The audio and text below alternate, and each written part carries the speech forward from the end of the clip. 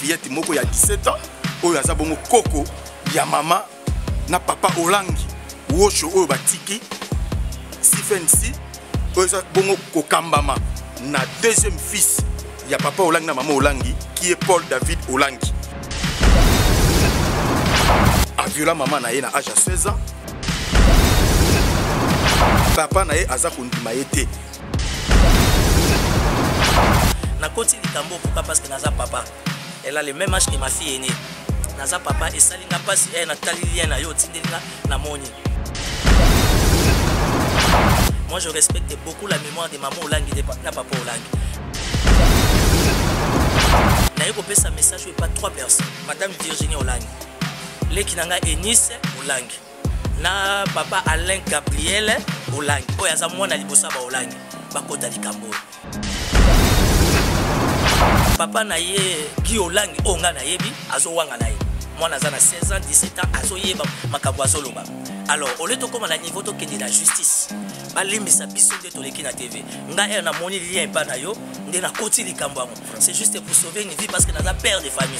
Les alora mwana nga mwasi azo tenga na balabala. Akutana bakuluna bako violer ba robebisa. Mais ce ko solo li na ye information monsieur Zali maman abotié si de loi assemblée na CFMC azala Kinshasa. Mais ba bomba ina ndako maman Olangi na Kitambo. Avec tous les respects, si FMC la communauté Moromunene, la famille Olangi c'est une famille grande, une dynastie respectable. Va entrer en contact na yo, parce que mon numéro nanga, tout le monde a moi, tout ça, ça moi test ADN. Mais na sengi na justice, ça veut sécuriser moi. Na sengi na gouverneur Gentini Ngobila Mbaka que je fréquente, que je connais, mon thème en tant que papa. Quoi ça âge moi na Gentini à moi. Donc Ngobila mon elle quoi moi n'est pas protégé. Parce que l'élo papa n'a du fait qu'azo boyaye. Tout comme à occupé au foot en bongo, basa la mona mabé, ba enlever to imo kila ondengeza. Mais la certifié na sekika na nzela miko ya tumba Ngobila Mbaka sans oublier le VPM Daniel Assi. Le VPM Daniel Assi un homme Miss Fungama. Na sengi na Daniel na sengi na procureur général Bonheur Madi Luntaka. Le procureur Bonheur Luntaka Madi, procureur général à cour d'appel à Gombe. Procureur Bonheur Luntaka Madi pour protéger moi non.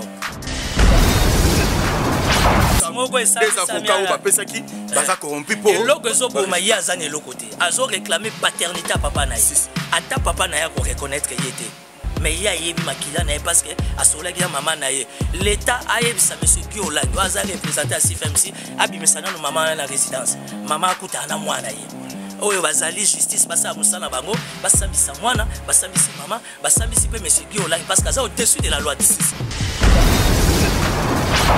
Je demande à maman Denise d'ouvrir les yeux. La carte de la fondation va prendre en charge na monsieur Guy Olangi ou yazo gérer une communauté internationale ya kombo ya Yesu pour na mwana. So ako reconnaître mwana te atende ke kata. Une vie qui traîne dehors. Ministre Yanini, comment vous appelez ça? Il y a Jean Réfabien. C'est une jeune fille. Donc l'obé a connu se retrouver grosse. Le papa n'a pas boya, azana ba moyen ben la autorité, le bien continue n'a pas de passer mais qu'est-ce qu'on en sait? Il faut sauver une vie. Qui pouvait s'attendre qu'un jour Fatia Ozala président? Qui pouvait s'attendre que maman Denise soit comme ma première dame? Yango. VPM Daniel Assi, maman Denise Yakeo. Ça c'est l'état des droits. Tout ce qu'on a dans la politique, tout ce qu'on a dans la société, les peuples à marginaliser, les peuples à souffrir. Mais c'est Guy Olangi qu'on reconnaître que la justice en République démocratique du Congo, ou à sa indépendante à s'imposer. Papa, Guy Olangi, on teste ADN. Sokaza ayete, et que ça la bolie, mais c'est accident yaka. Mais Sokaza aye, moi na lobité gavana na papa. Mais papa qui paye, azo esika kulala, attend, si as comme na ajo atangiti. Et pour ta famille Olangi nyoso batanga, bana moro mayele mingi na 15 qui font vraiment la fierté à Batété. Les Batété là, c'est un peuple très respectable. Moi je respecte beaucoup les Batété là. Je n'arrive pas à comprendre comment pasteur Guy Olangi a grandi maman kilo yaye, ou il a dit combo ya maman Olangi monde entier. Elisabeth Olangi. Nazo certifié. Na syndicat justice intervenir, ba libérer maman na zana résidence Olangi, ba ça la test na pasteur Anani Guy Olangi, sokaza yete OK. Bato amtia malom baza ba kosunga ba beda chou baza. Bato beda chou alors alinga lukaka bango asunga bango atangisa ya beda chou baza. Mais justice c'est ça Moussa Nango, maman Denise intervenir, gouverneur Ngobila intervenir, VPM Daniel Assal, le procureur général de la cour d'appel à Gombe, Bonheur Luntaka Ndeko ya Congo! fois Kinshasa. Botu na ngai nini oh. Maison de Biema, London, in Kinshasa, oyo. Eye bongo na bandalungwa bandal c'est Paris. Yaya, soki ozana posa olata elamba ya Londres. Komi tungisa mana yote. Adresse ezaka kasemoko. Awa, soki okoti nyonso ezali ba sandal, ba sac à main, ba chaussures, bilamba, ba parfum. Awa, nyonso ko luka. Pena bilamba ya bana ezali avec impact na idéologie. Botu na ngai eza wapio. Na bandel mola, entrée à maman colonel au Poussani Moukié, aux Amobimba, maison d'habillement, London, in Kinshasa, oyo ya yemoko, Madame Carole, moi aussi à Londres et à Tongo, nandenge ya kosakanate, et suki kaka na maison d'habillement te, Lounge Bar, et ça awa, et si kabana bandal nyoso, bako bandako ya kozwaman kopo, vers ndenge zalaka kaka, awa, London Place, et si kapena bilengi ya bandalunga c'est Paris, et fandinde awa, tangu l'artiste musicien Bill Clinton, les flots du monde ayaki, pour na visiter jour ouverture, bota la koti, a visiter maison d'habillement, a mati pe na Lounge Bar, kaka ndenge bozali komona, boyo kelangai eloko oyo. Les amis de Macintosh, les amis de Bill Clinton, tokutanaga awa, na London Place quoi, boutique d'habillement, en même temps, au monaka en terrasse, moi il kolia, moi ni nene zalaka kaka. Check. Qui na Guignamba toujours prêtre. J'ai Mikolo Ezao, j'ai Mikolo London Place, London System. Ah oui, maison de Biema, London, in Kinshasa, ya Madame Carole, oyo aye kolati sabana Kinshasa, bilamba ya poto, ya solo. Awa, lisolo ya ngwanzu kobeta na ote po okozwa iloko ya ngwanzu awa te. Pardon, London in Kinshasa awa nde masolo eyokani.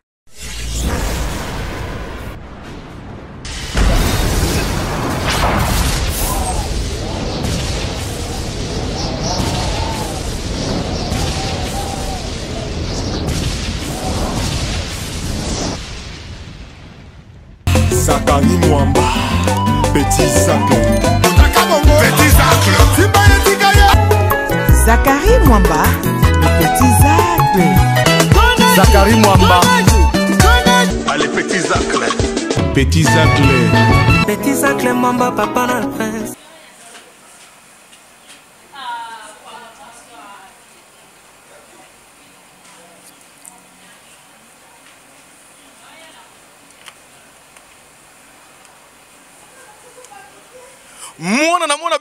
Mona bendana idéologique mouchipa m'a fait que petite partie dit nekele wole batula par rapport mon appel Fenabaou. Salut à toutes et à tous très chers fidèles internautes. Bienvenue dans votre chaîne Tumba Tumba TV officielle de votre Zakari Mwamba ZM le général de la presse internationale. Boba qui sera mon papa SKK Dibana papa SKK Tubola Mukaya bino yangoyo Tumba Tumba TV officielle. Ngai to Tumba nani makambo za royinda mabe. Tu refonds la parenthèse côté à IGF, côté à Gilles Alingete, balobi deux fois chef de service, il y a chef de service na kata inspection générale des finances, IGF na Mukuse, balobi Kaska Songo babi 3K, Kaska Songo pire petit, il y a Alingete pire master, il y a Alingete à Kumba vision toujours, il y a Alingete qui est toujours le bosso tu refonds la sous parenthèse il y a Masolo, il y a Vital Caméré, oh bah notifié bango kuna. Le 11, Soraya, Daïda, et qui est encore Jamal, les autres Robert Masolo. Après, tu vas clôturer Namasolo, il y a Pasteur Paul David Olangi, Balobi Oatikala, responsable de l'église Sifensi. Oh, il a négligé moi, oh, il y a Bota, Yango le Lopet Rotumbana Nani, Nayemoko. Acteur politique ya mboka na biso boyebi ayaka toujours to pesa moi lisolo to betaka moi actualité ça René na mboka na biso Timothée Efika le Noir. Merci à mon sponsor officiel papa Charles Blaise Bafuta le vendeur de reine président de l'association qui de Bretagne pire Fachi Beto Mukontombolo pire Petit ya Denguez là où repose lesquels maman Marinette Isabelle Toza Lelo na Timothée Efika le Noir. Bonjour honorable. Bonjour Zacle, une fois de plus félicitations pour la Tumba Tumba. Merci beaucoup. Tumba Tumba ils ont qui est la vitesse de croisière. Merci beaucoup. Tumba Tumba est attaqué évidemment merci beaucoup na club de Brazza. papa Nabiso, il y a Brazzaville et Charles Mafuta. Charles Blaise Mafuta. Charles Blaise Mafuta, un grand partenaire, il y a Tumba Tumba, très fier. Nous avons mené comme action, bravo. Obi Kenga Salenga transfert. Vraiment super. Nous avons maman Amida, nous avons transfert, papa Charles Mafuta, Charles Blaise Mafuta, il y a Congo Brazza. Nous avons transfert, il y a Privan Deke, monsieur le maire, il y a Talangaï. Nous avons allié dans l'Obaka. Bon. Nous avons Christ. Donc merci beaucoup pour l'invitation. Vraiment, merci beaucoup. Et tout fond la maman parenthèse. Côté ya IGF, inspection générale des finances, Oyo Kumba Maepa ya mon chef de service Gilles Alingete. Ba ministre Oyo ba travailler na Kabila. Notre président honoraire Joseph Kabila Kabange. Ba yepe ko ya na union sacrée. Ba ministre Oyo environnement, Oyo ba teka ba zamba ya mboka na biso. C'est-à-dire IGF fungula ki masolo na bango taki yo na acteur politique. Ni no s'adresser toko loba na bato tout ba Hollanda. D'abord, biso à travers le monde. Merci Zachary Mwamba. ZTM, hein? ZTM. Donc, bravo Najil Alingeti dans le cadre de Moussala et l'inspection générale et la finance. Parce que Bandeko Mingo Bazala qui n'a pas perdu Bakoti Union Sacrée, la politique, il y a des alliances qui se font et qui se défendent, mais les lots au travers les investigations. Dans le cadre de la patrouille financière, j'estime que la démarche de Alingeti, pour ne pas parler d'Alingeti, démarche et l'inspection générale et la finance, et ça, démarche monde de Banalopoto, et ça républicaine, et ça, démarche constitutionnelle dans le cadre de l'état de droit, qu'on s'en a contrôle. Alors il est cité les noms, il y a ministre, il y a environnement 3 ou 4 Kabila, Teka Bazamba la biso. Bizarrement par coïncidence, le ministre on s'est retrouvé dans 4 unions sacrées. Mais là ici on déjà mis lengue là parce que biso na union sacrée to solo la rabongo. À tous na 4 so comme on les a cités, tu seras interpellé. Tu seras interpellé à l'ingé azo sala rapport, azo pisa na maboko parquet général au même investigation en route tina suka surtout que ba preuve ezali. Vraiment dans cadre de patrouille financière ba robinet kangami. Si au besoin ba dossier ndenge zozonga zonga simawe oyo permettre biso mbongo e bima e zonga e kota na caisse à l'état, je ne peux qu'encourager la démarche et l'inspection générale et la finance et chef de service Gilles Alingeti. Bravo. Gilles Alingeti a un problème de ministre de mon côté, a un problème de mandataire de mon côté. D'ailleurs, Ngaï étant de l'union sacrée, ceux qui nous ont soutenir Alingeti, c'est parce qu'Alingeti a une vision. Alingeti a exécuté la vision du chef de l'État. Or, vision du chef de l'État, c'est clair dans le cadre de l'État de droit, qu'il y a un à l'État. Tout le monde a dit Nazolo comme un ministre. Mais moi, on a boulé qu'il faut comme un ministre, côté alligator à Otalangaï. Donc ça veut dire qu'il faut un salaire. Si on a un fonctionnement, alligator aura raté. Donc bravo aujourd'hui par rapport à ma inspection générale et aux salles, les arrêts étouffés, le lieu se rendre utile, et aux kangaba robinet, réserve les autres, à la caisse à l'État, interpeller le ministre de l'Environnement, kangabango, sambisa bango, sambo on a 13 heures à l'État. Donc bravo alligator. Maintenant si on a au basi bateki, tu peux bazuzu ba récupérer bazambo tout bateki, ce qu'on procédure aux ala comment, c'est-à-dire mbongo et rozonga na caisse à l'État, na trésor public. Question bien, ils à la Zamba, ils à Mabila à l'État. Le sol et le sous-sol appartiennent à l'État congolais. Du fait que l'État déjà, IGF a mené une investigation. Alors on a parqué. Parquet d'Akokata. Ceux qui parquent à Monique, malgré le ministre qui a dit, mais c'est YZ, l'État congolais a le droit de récupérer pour l'intérêt à Bana Congo. Ce n'est même pas pour l'intérêt à Fachi, même pas pour l'intérêt à l'Union sacrée, mais pour l'intérêt à peuple congolais. Donc aujourd'hui, la patrouille financière, je trouve et j'estime que Bisso, nationaliste, patriote, tu es accompagné pour l'intérêt à Mboka, il y a un bon salaire et un prime. Tant qu'on y a un bon travailler, comme on est Zambo, comme on est Maï, pour comme millionnaire, milliardaire, Bisso Kemba Kara Congo Okosi. Alligator azala na bango, alligator alemba bango te pour s'allier bango déjà. Mais il y a certaines nets entre autres Tony Mwaba, Oazabongo ministre et EPST. Et ça, au moment où il y a un alligator, je pense que Gilles Alingeti est là pour la République. Oui. Gilles Alingeti n'est pas là pour Fachi. Gilles Alingeti n'est pas là pour l'IDPS. L'IDPS dirige, mais l'IDPS doit comprendre que nous sommes dans un état de droit. Quand il y a un problème côté ministre, l'IDPS faut Kangama. Tony, moi, quand tu parles avec lui, tu discutes avec lui, aujourd'hui, on a volonté il y a accompagner mon Konzambo dans la gratuité et l'enseignement. Mais ce que j'estime, il y a un problème autour de Tony, moi, c'est personnel. Tu as vu dans le cabinet. Parce qu'à l'Inguet, il y a une investigation qui menée dans le ministère des Sports, calcul est normal. Mais côté PSP, ils ont posé problème.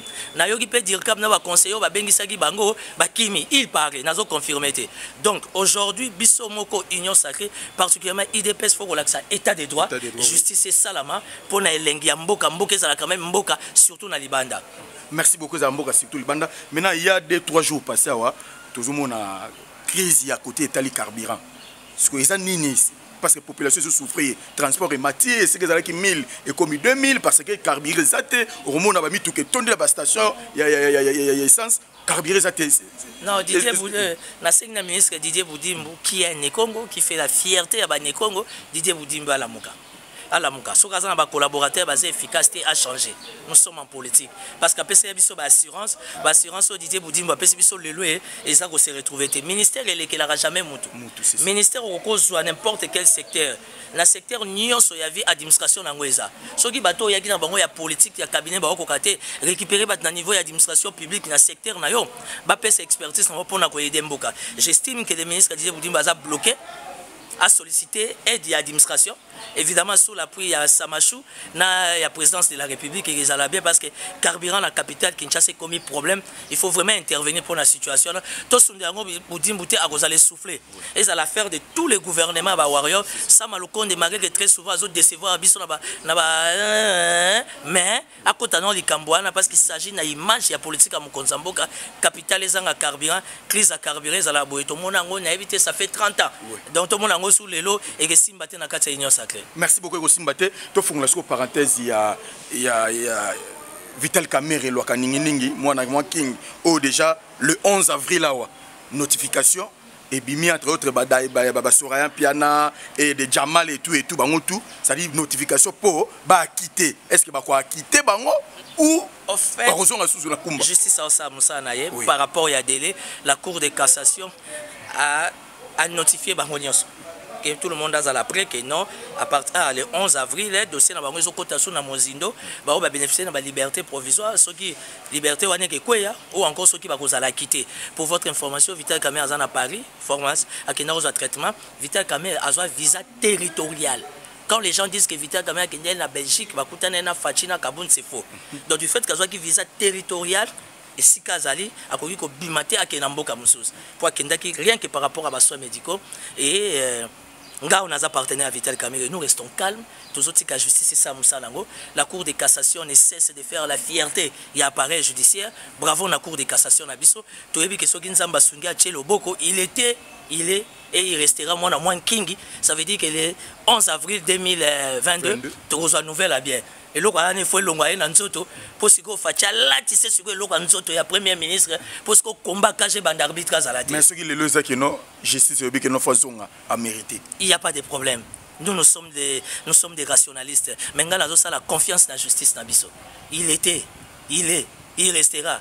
Le seul unique leader, oui, qui vient mourir Kalaboisa na Sénat, à l'Ukabo de la leadership à Est. Vient mourir Kalaza, bah combat Kalaboué, mais Kokate. Bon. Parce que na Est leader à sa mort. Au moins le mou pas tombolo, Fachi Beto.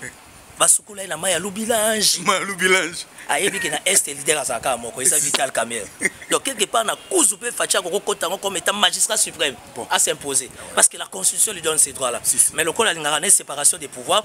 Nous laissons à la Cour de cassation de faire son travail. L'Est a besoin de leader na bango. Parce que l'électorat ya Est est à 65-68%. Tout ce qui est une élection, il faut un vrai leader ya Est baza au ba pesa ka mot d'ordre et yokani. Pour wanaza gourou.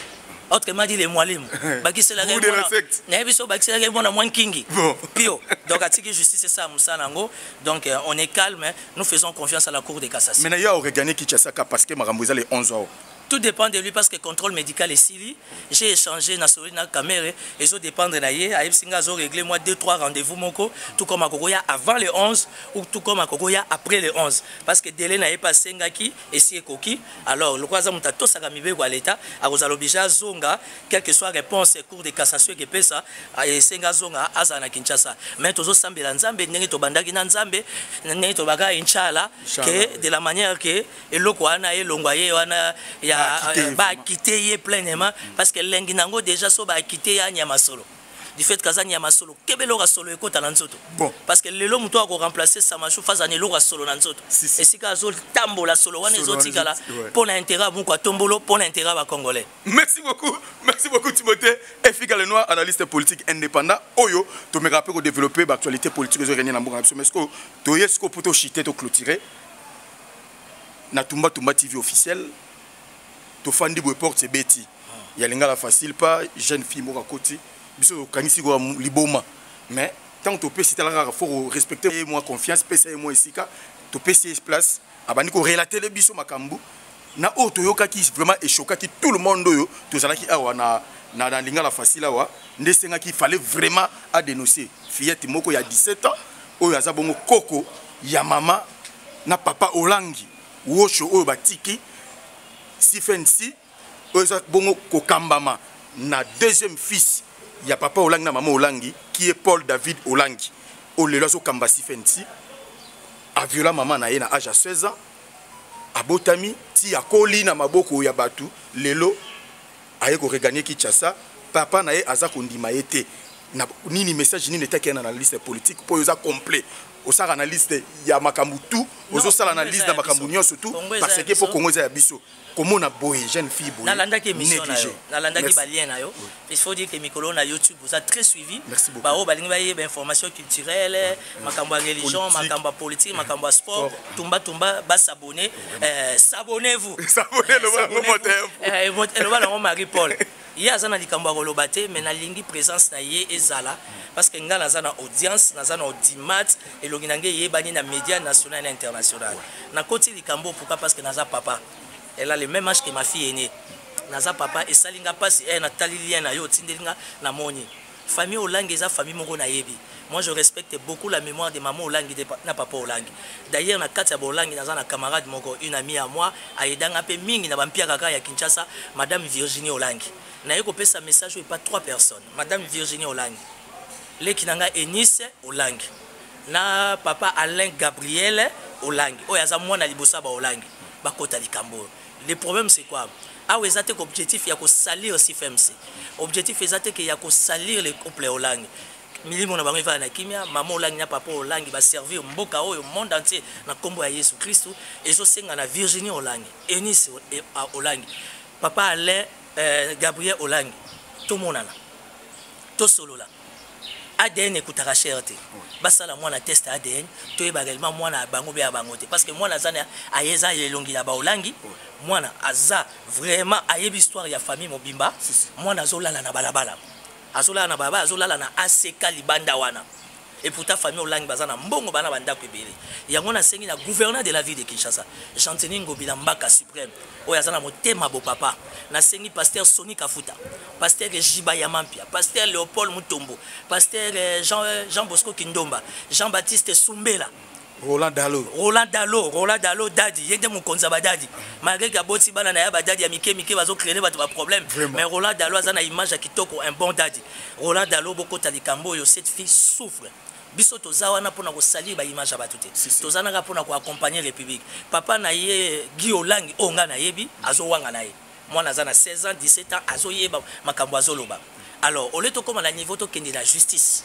ba limbisa biso nde toleki na TV nga na moni lien pa na yo nde na koti likambo ngo c'est juste pour sauver une vie parce que naza père de famille eza lokwa mwana nga mwasi azo tenga na balabala akutana ba kuluna ba ko violer ba robebisa mais soko sololi na ye information mususu ezali maman abotier ti lelo assemble na CFMC azana Kinshasa mais ba bomba ina ndako maman Olangi na kitambo ba pesa ordre na la police sécurité zana mwasi na ko bima libanda te alors Virginie Olangi azawa madame Eunice Olangi pasteur ya Gabriel Basawa ba honorer mémoire ya papa Olangi na maman Olangi pour ndenga azana kombo mobimba ya maman Olangi.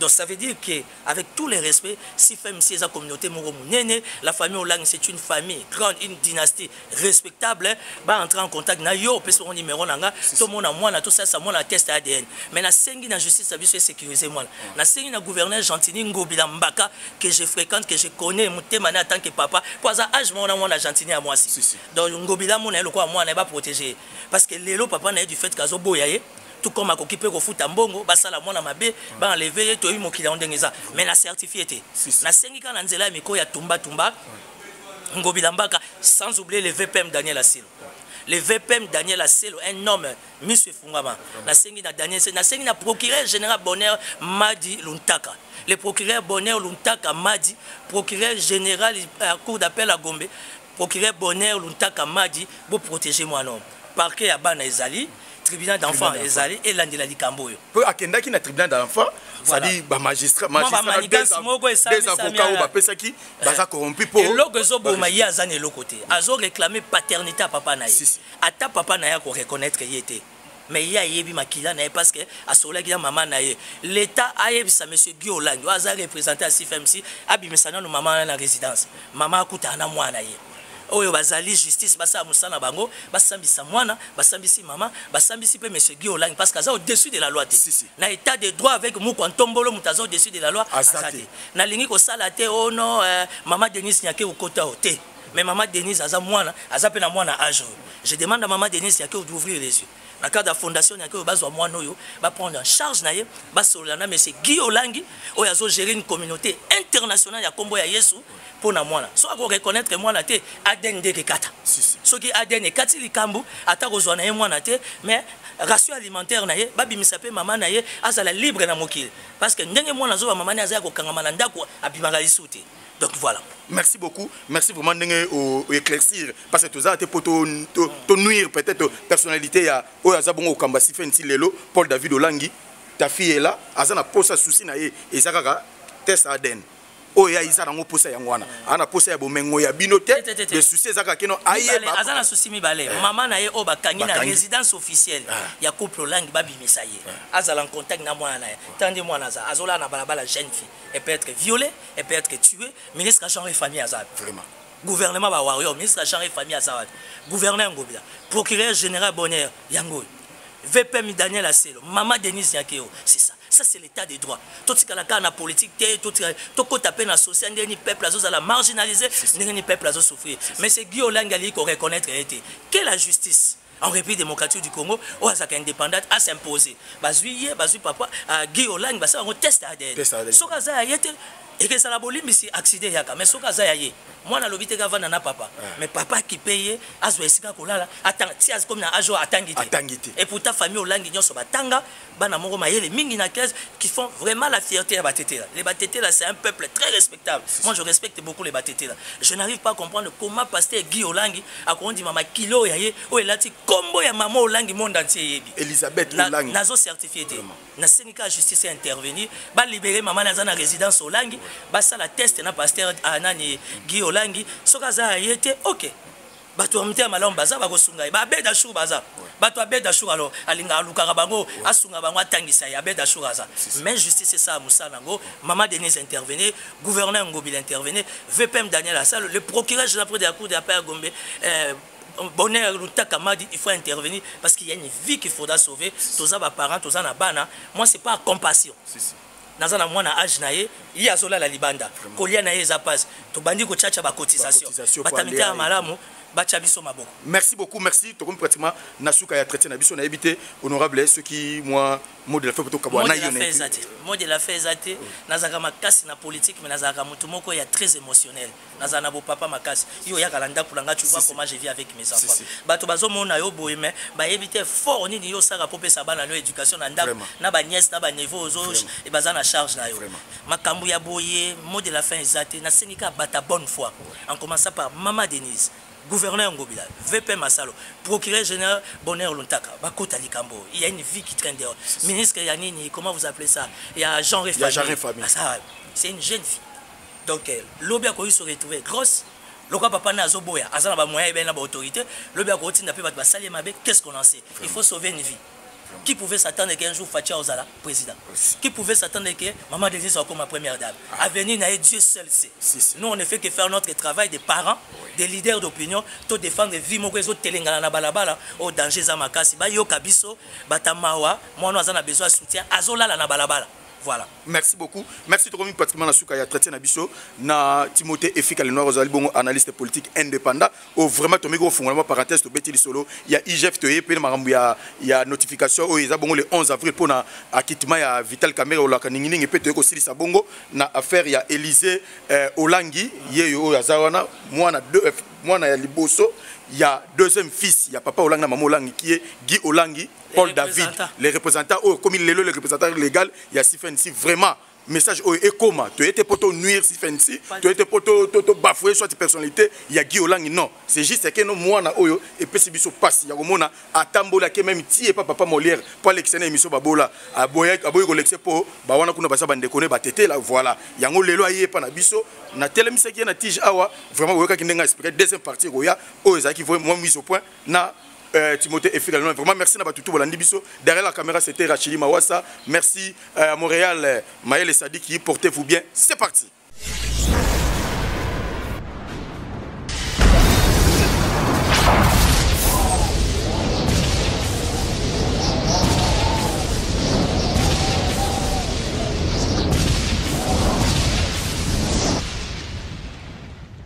Zakari Mwamba, Petit Zacle. Petit Zacle. Zakari Mwamba, le Petit Zacle. Zakari Mwamba. Allez, Petit Zacle. Petit Zacle. Petit Zacle Mwamba, papa na